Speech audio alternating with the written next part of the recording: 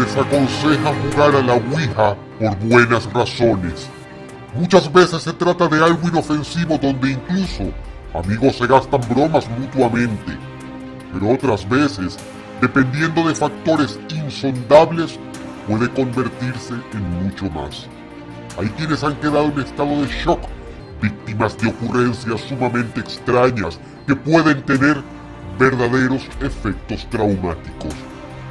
Lo peor es que muchos no se dan cuenta de que si les tocara sufrir un incidente así, las posibilidades de pedir ayuda a alguien son mínimas, pues la verdad sea dicha, nadie, en especial entre tantos charlatanes, puede adjudicarse el saber realmente cómo resolver problemas relacionados a este tema.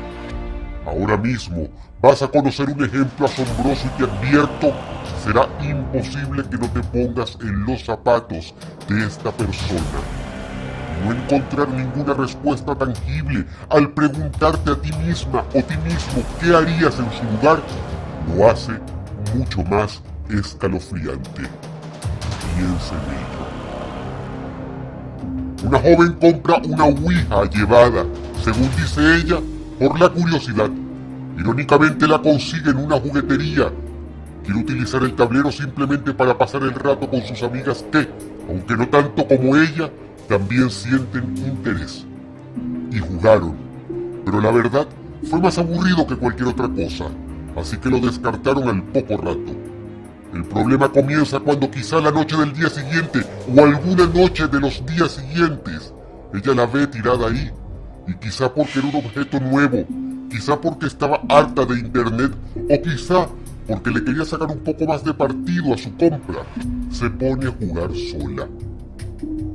Y asimismo tal vez porque ella encuentre el tema más fascinante o quién sabe, porque el televisor está encendido y eso ayuda a que el tiempo pase más rápido, se dedica a tener largas charlas con supuestos espíritus que vienen a hablarle.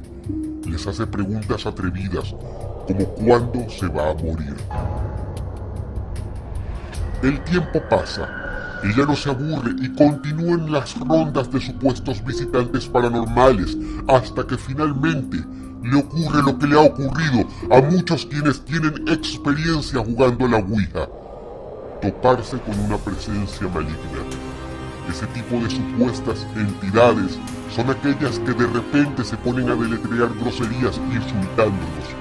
Esas que cuando les decimos adiós, mueven el oráculo hacia el no, indicando que no quieren irse, o esas que de plano nos amenazan.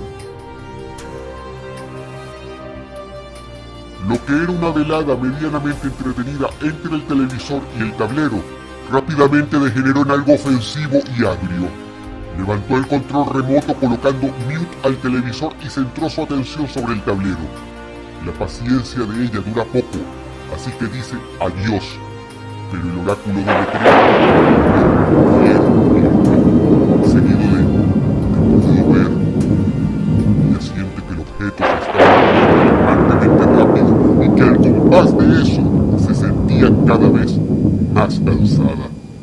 La presencia finalmente le dijo: "Mira detrás de ti". A partir de este punto se empezó a asustar. El espíritu insistió: "Mira detrás de ti". Ella obedeció.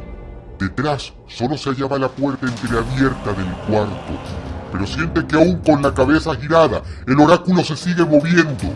Deletrea: "¿Quieres que entre al cuarto?". Ya a estas alturas está timbrada y sabe que la imaginación le puede jugar una mala pasada. Insiste cada vez con más carácter: "Adiós".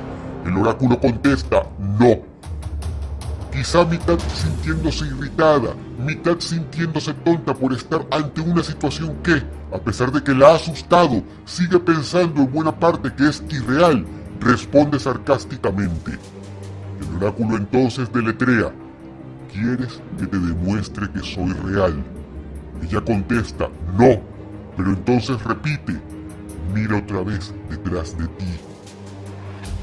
Ya cansada, lanza un improperio y exclama: "Adiós". El espíritu insiste: "¿Quieres que te demuestre que soy real?". Ella ahora, con más coraje que miedo, lo desafía. Sí. Ella no estaba preparada para lo que le pasó justo apenas terminó de pronunciar esa palabra. Fue atípico, en un día del mes completamente inusual, pero se corresponde bien con una perversidad extraña y muy perturbadora. A la joven le vino el periodo en ese instante. Ella lo sintió, pegó un brinco, soltó el oráculo y fue al baño. El corazón golpeaba su pecho y estaba temblando, y entonces, quizá por una pésima jugada de su imaginación, escuchó que la puerta entreabierta del cuarto se abría, y cuando saltó fuera del baño aterrada confrontando a lo desconocido, no supo definir si esa puerta se hallaba en realidad más abierta que antes, pero sentía que cualquier cosa podía pasar en ese momento. Como a estas alturas no quería tentar su suerte, no podía hacer otra cosa que pensar en una regla de oro. No puedes dejar de jugar hasta que el espíritu acepte irse. Cuando retornó dispuesta a forzar el oráculo sobre la palabra adiós, creyó que le iba a volver a decir, mira detrás de ti. Pero en cambio, lo que le dijo, casi como si se burlara de ella, fue lo siguiente, voy a estar detrás de ti.